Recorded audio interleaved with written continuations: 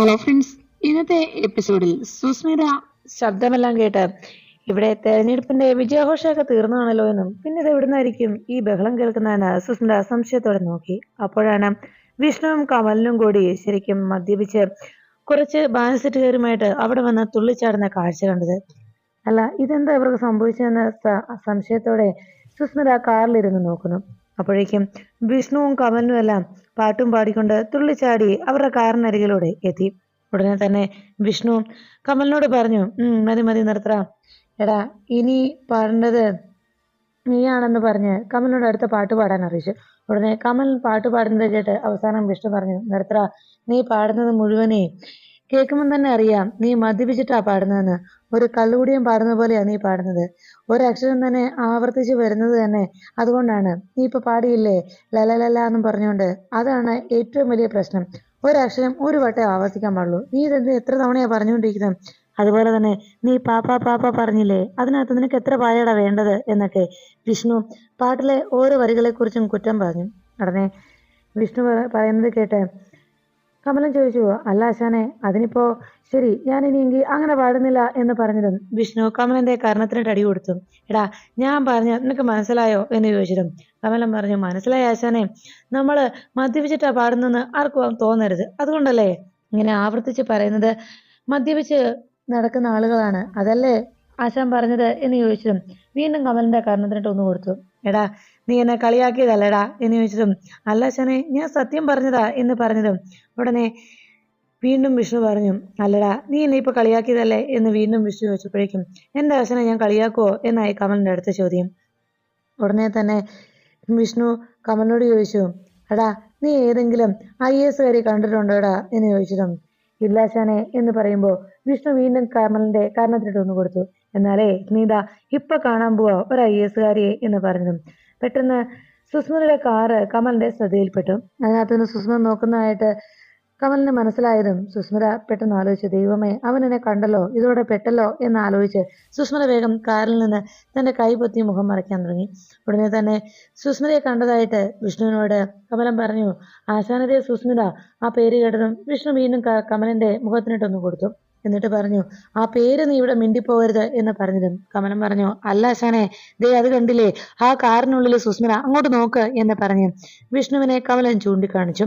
വിഷ്ണു കമലൻ പറഞ്ഞ സ്ഥലത്തേക്ക് നോക്കിയതും അതിനകത്ത് സുസ്മിത ഇരിക്കുന്ന കണ്ടതോടെ ശരിയാണല്ലോ എന്ന് പറഞ്ഞ് വിഷ്ണു വേഗം സുസ്മിത കാറിനരികിലേക്ക് ചെന്നു. ഹലോ, ഈ ചില്ല് താത്തേ എന്ന് പറഞ്ഞ് വിഷ്ണു വീണ്ടും ഗ്ലാസിന് തട്ടി തട്ടി ഒച്ചയുണ്ടാക്കി. വിഷ്ണുവിനെ നോക്കാതെ സുസ്മിത ചോദിച്ചു, എന്താ? അപ്പോഴേക്കും വിഷ്ണു ചോദിച്ചു, അല്ല കുട്ടിയുടെ പേര് സുസ്മിത എന്നാണോ എന്ന് ചോദിച്ചതും അവൾ പറഞ്ഞു, അല്ല.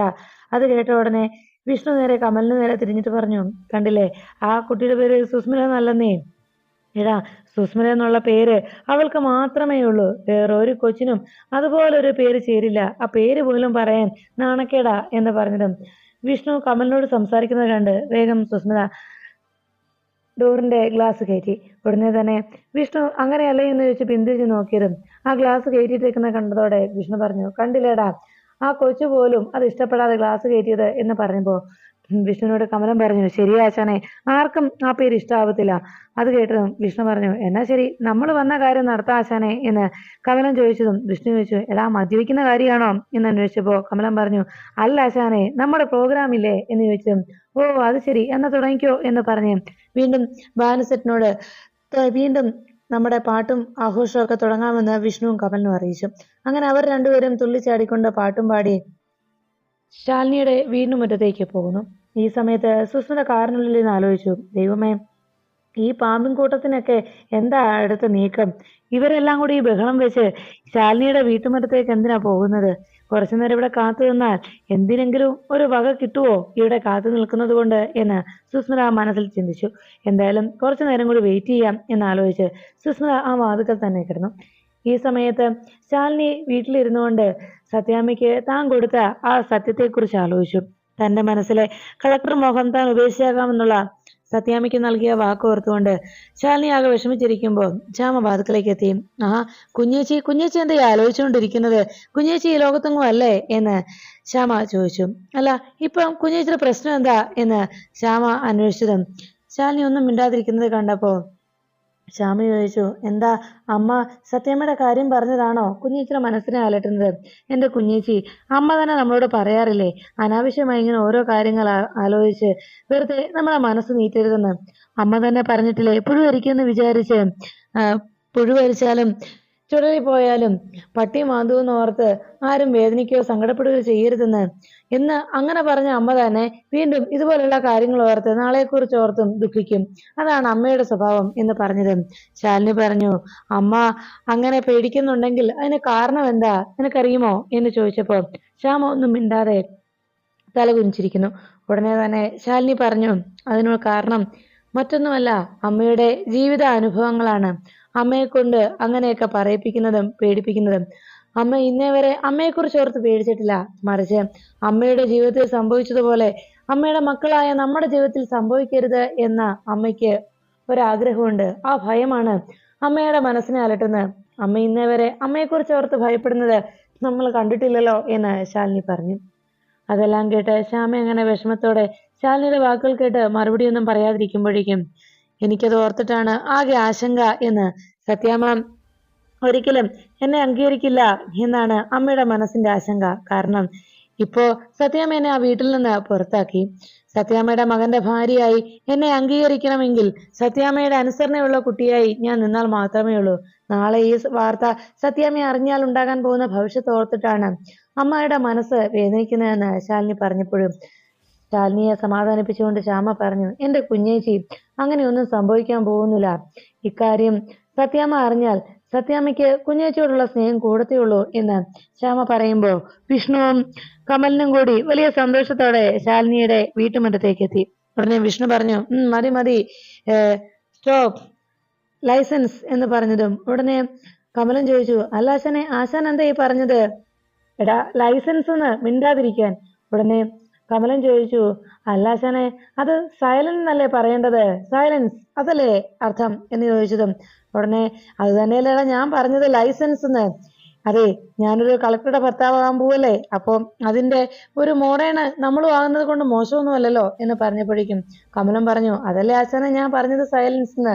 ഉടനെ വിഷ്ണു പറഞ്ഞു, എടാ, നിന്നോട് ഞാൻ പറഞ്ഞില്ലേ ഇനി നീ മിണ്ടാതിരുന്നോ, നിനക്ക് മിണ്ടാനുള്ള വോയിസില്ല, മനസ്സിലായോ? എല്ലാരും ഇവിടെ സൈലന്റ് ആയിട്ടിരുന്നോ കേട്ടോ, കളക്ടർ കുട്ടി ഇപ്പൊ ഇങ്ങ് വരും എന്ന് പറഞ്ഞ് വിഷ്ണു തന്റെ കയ്യിലിരുന്ന കിളിക്കും ആ കയ്യിലിരുന്ന മാലയുമൊക്കെ കമലന്റെ കയ്യിലേക്ക് ഏൽപ്പിച്ചു. എന്നിട്ട് ഞാൻ ദാ ഇപ്പൊ വരാവേ എന്ന് പറഞ്ഞ് വിഷ്ണു വേഗം ശാലിനിയുടെ വീട്ടിലേക്ക് കയറാൻ പോന്നു. ഈ സമയത്ത് ശ്യാമ ശാലിനിയോട് പറഞ്ഞു, അതെ കുഞ്ഞേച്ചി, ഞാൻ കുഞ്ഞേച്ചി അന്വേഷിച്ച് വന്നതേ കുഞ്ഞേച്ചി ഭക്ഷണം കഴിക്കാൻ വിളിക്കാനാണ് വന്നത്. ഉടനെ തന്നെ ശാലിനി പറഞ്ഞു, എനിക്കിപ്പോ വേണ്ട, അമ്മ കൂടി വരട്ടെ. അത് കേട്ടതും ശ്യാമ പറഞ്ഞു, അമ്മ ഇനിയും വരാൻ ചിലപ്പം വൈകിയേക്കും. അമ്മ വരാൻ വൈകുന്നത് വരെ ഭക്ഷണം കഴിക്കാതെ വിശന്നിരിക്കാനോ എന്ന് ചോദിച്ച് ശ്യാമ ശാലിനിയെ നിർബന്ധിച്ചു. അതെ, അങ്ങനെ വിശന്നിരുന്നാലേ കുറച്ച് കഴിയുമ്പോഴേ ഈ വയറ്റിലുള്ള കുഞ്ഞാവയുണ്ടല്ലോ അവിടെ കിടന്ന് മുരടാൻ തുടങ്ങും, അതാ പ്രശ്നം എന്ന് പറഞ്ഞപ്പോ ശാലിനി ശ്യാമയെ നോക്കി.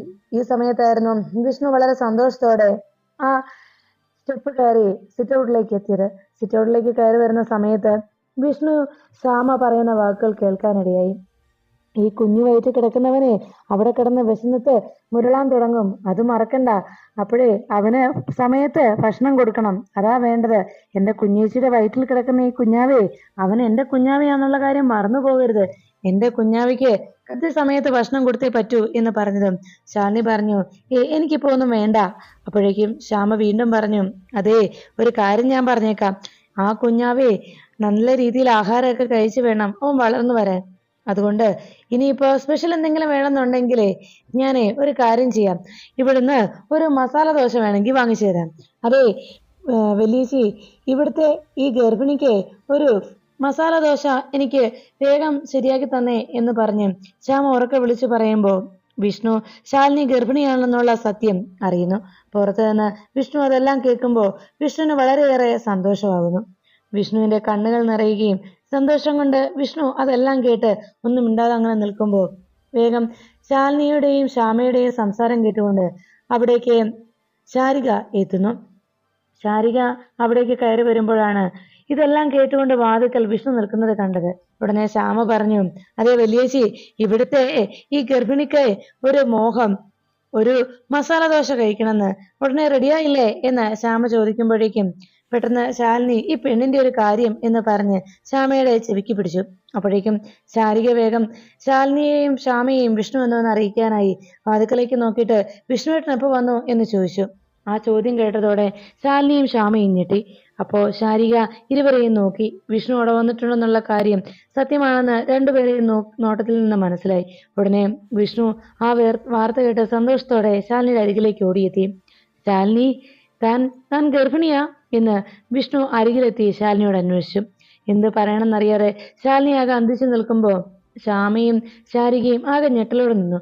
ഉടനെ തന്നെ വിഷ്ണു ശാലിനിയെ കെട്ടിപ്പിടിച്ചുകൊണ്ട് തന്റെ സന്തോഷം അറിയിച്ചു. എടോ, ഇത് ഒരു വലിയ സന്തോഷമല്ലേ? അതെ, ഞാനൊരു അച്ഛനാകാൻ പോകുന്നു എന്ന് പറഞ്ഞ് വിഷ്ണു സന്തോഷത്തോടെ ശാലിനിയോട് വിവരങ്ങൾ ചോദിച്ചു. എന്നിട്ട് ഇതെന്താ എന്നോട് പറയാഞ്ഞേ എന്ന് വിഷ്ണു ശാലിനിയോട് അന്വേഷിച്ചു. ശാലിനി ഒന്നും പറയാനാകാതെ അങ്ങനെ നിൽക്കുമ്പോൾ വിഷ്ണു വീണ്ടും ശാലിനിയോട് പറഞ്ഞു, എടോ, ഇത് നമുക്ക് ആഘോഷിക്കണ്ടേ? എനിക്ക് ഇന്ന് സന്തോഷം കൊണ്ട് എനിക്ക് എന്ത് പറയണമെന്നറിയില്ല. ഇന്ന് ഇരട്ടി സന്തോഷമുള്ള ദിവസമാണ്. താൻ IAS നേടി, ഇപ്പതാ നമുക്ക് ഒരു കുഞ്ഞ് എന്നെല്ലാം പറഞ്ഞ് ദേ കമലിനും സെറ്റ്, നമ്മുടെ കൂട്ടരെല്ലാം താഴെ വന്നിട്ടുണ്ട്. കമലിനും സെറ്റും വന്ന് അവിടെ ചെണ്ടമേളമൊക്കെ ആയിട്ട് വലിയ സന്തോഷത്തിലാണ്. തന്നെ സ്വീകരിക്കാനായി വന്നതാ എന്നൊക്കെ വിഷ്ണു അറിയിച്ചു. ഇനി സന്തോഷം കൊണ്ട് എനിക്ക് എന്ത് പറയണമെന്ന് അറിയത്തില്ല. വാ, നമുക്ക് അവരോട് പോയി ഇതെല്ലാം പറയാം. താൻ വാടോ എന്ന് പറഞ്ഞ് വിഷ്ണു ശാലിനിയെ വിളിച്ചു. ഈ സമയത്ത് വിഷ്ണു അകത്തേക്ക് പോയിട്ടും ഇതിലിട്ടും കാണാതായതോടെ കമലും കൂട്ടരും എന്താ ആശാൻ വരാത്തതെന്ന് സംശയത്തോടെ നോക്കി നിൽക്കുന്നു. അപ്പോഴേക്കും വിഷ്ണു ശാലിനിയെ സന്തോഷം കൊണ്ട് അവിടെ ഒന്ന് വട്ടം ചുറ്റിക്കുകയും അവസാനം ശാലിനിയുടെ കയ്യിൽ നിന്ന് വിഷ്ണു നേരെ ചെന്ന് ആ കസേരയിലേക്ക് ചെന്നിരുന്നു. ഉടനെ വിഷ്ണു ചോദിച്ചു, എടോ, എനിക്ക് ഈ സന്തോഷം അത് പറഞ്ഞറിയിക്കാൻ കഴിയുന്നില്ലടോ. ഞാൻ ഇനി എന്താ ചെയ്യുക എന്നൊക്കെ ചോദിച്ചതും ഉടനെ വിഷ്ണുവിനോട് ശാലിനി ചോദിച്ചു, വിഷ്ണുവേട്ടൻ കുടിച്ചിട്ടുണ്ടോ? അപ്പോഴേക്കും വിഷ്ണു പറഞ്ഞു, എടോ, ഇത്തിരി, അത് ഈ സന്തോഷത്തിനാടോ എന്ന് പറഞ്ഞപ്പോഴേക്കും ശാലിനി പറഞ്ഞു, അതെ, സന്തോഷത്തിന് കുടിക്കുന്നതുകൊണ്ടൊന്നും കുഴപ്പമില്ല, എത്ര വേണമെങ്കിലും വിഷ്ണുവേട്ടൻ സന്തോഷിച്ചു. പക്ഷേ ഒരു കാര്യം എനിക്ക് പറയാനുള്ളൂ. ഞാൻ IAS നേടിയതിന്റെ പേരിൽ വിഷ്ണുവേട്ടൻ സന്തോഷിച്ചു. പക്ഷേ ഞാൻ ഗർഭിണിയാണെന്നോർത്ത് വിഷ്ണുവേട്ടൻ സന്തോഷിക്കണ്ട. ഞാൻ ഗർഭിണിയല്ല. അത് കേട്ടതോടെ വിഷ്ണുവിനാകെ ടെൻഷനായി. അല്ല, അപ്പൊ പിന്നെ ഞാൻ കേട്ടതോ എന്ന് വിഷ്ണു ശാലിനിയോട് അന്വേഷിച്ചു. ശാലിനി മുഖം തിരിച്ചുകൊണ്ട് താൻ ഗർഭിണിയല്ല എന്ന് പറഞ്ഞത് കേട്ട് വിഷ്ണു വേഗം ശാലിനിയുടെ അരികിലേക്ക് വന്നു. അല്ല, ഞാൻ ഇങ്ങോട്ട് കയറി വന്നപ്പോ ശ്യാമ പറയുന്നത് കേട്ടല്ലോ, തന്റെ വീട്ടിലുള്ള കുഞ്ഞിന്റെ കാര്യം എന്ന് വിഷ്ണു ചോദിച്ചപ്പോഴേക്കും ഉടനെ ശാലിനി പറഞ്ഞു, അതിനിടയ്ക്ക് ശ്യാമ പറഞ്ഞില്ലേ, വിഷ്ണുയുടെ ശ്യാമയല്ലേ ഗർഭിണി? ശ്യാമ പറയുന്നത് കേട്ടില്ലേ? എന്റെ കുഞ്ഞായതെന്നുള്ള കാര്യം മറക്കരുത്, ഇത് എന്റെ കുഞ്ഞാന്നൊക്കെ ശ്യാമ പറഞ്ഞത് കേട്ടില്ലേ എന്ന് ചോദിച്ചതും വിഷ്ണു പറഞ്ഞു, ആ, അതൊക്കെ ഞാൻ കേട്ടു. ഉടനെ വിഷ്ണുവിനോട് ശാലിനി പറഞ്ഞു, വിഷ്ണുവേട്ടൻ മദ്യപിച്ചത് കൊണ്ട് ഇങ്ങനെ പെട്ടെന്ന് തെറ്റിദ്ധരിച്ചതാ. വിഷ്ണുവേട്ടൻ ശരിക്കും ശ്രദ്ധിക്കാതെ പറ്റിപ്പോയതാ. പിന്നെ അതൊക്കെ ശരി തന്നെയാലോ, പക്ഷെ ഞാൻ വേറൊരു കാര്യം കൂടി കേട്ടല്ലോടോ എന്ന് വിഷ്ണു പറഞ്ഞു. എടോ, മസാല ദോശ വേണമെന്ന് ശ്യാമ പറയുന്ന കേട്ടല്ലോ, തനിക്ക് വേണമെന്ന്. എന്താ അത് ശരിയല്ലേ എന്ന് ചോദിച്ചപ്പോഴേക്കും ശാലിനി പറഞ്ഞു, അത് പിന്നെ ഈ ശ്യാമയുടെ ചില കളിയൊക്കെയാ വിഷ്ണുവേട്ടാ, അത് അവൾക്ക് വേണമെന്ന് മസാല ദോശ വേണമെന്ന് പറഞ്ഞതാ, അതാ അവൾ വിളിച്ചു പറഞ്ഞത് എന്ന് വിഷ്ണുവിനോട് ശാലിനി അറിയിച്ചു. വിഷ്ണുവിന് ആകെ കൺഫ്യൂഷനായി.